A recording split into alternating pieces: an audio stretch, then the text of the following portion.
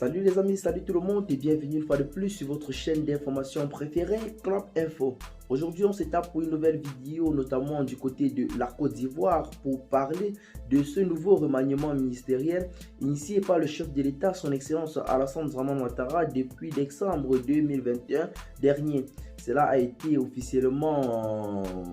officialisé autant pour nous dans le pays. Cela a véritablement pris acte dans le pays hier 13 avril 2022, notamment avec cette sortie du premier ministre Patrick Achim, qui a véritablement en quelque sorte surpris le peuple ivoirien avec son annonce comme quoi il démissionne de son poste de premier ministre ainsi que son gouvernement. Donc ça veut dire que du côté de la Côte d'Ivoire, nous aurons beaucoup de ministres autant pour nous qui se verront en quelque sorte changer, car cette annonce du premier ministre Patrick Achim et sa note de démission vient là nous montrer à suffisance à quel point le nouveau gouvernement formé par le chef de l'État ivoirien Alassane Ouattara dans les prochains jours sera véritablement très réformé en quelque sorte. Donc plusieurs personnes se verront peut-être changer de poste ou bien envoyées vers d'autres ministères, ainsi de suite. Mais dans cette vidéo, ce qui nous intéresse, c'est cette démission du premier ministre Patrick Achim qui vient là surprendre véritablement plus d'un.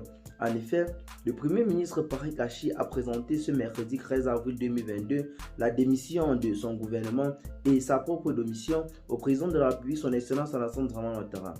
Une action qui intervient moins d'une semaine d'une importante annonce du chef de l'État devant le Congrès qui se réunira du côté de Yamoussoukro.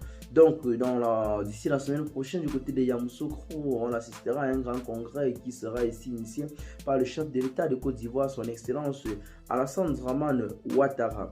Et bien les amis, en ce qui concerne nos pronostics pour le prochain premier ministre, nous n'avons pas deux personnes que Téné Biaema Ouattara, car c'est lui en ce moment qui se présentait jusque-là comme le troisième homme fort du pays, notamment depuis la mort d'Ahmed Bakayoko et de Amadou Gon Coulibaly.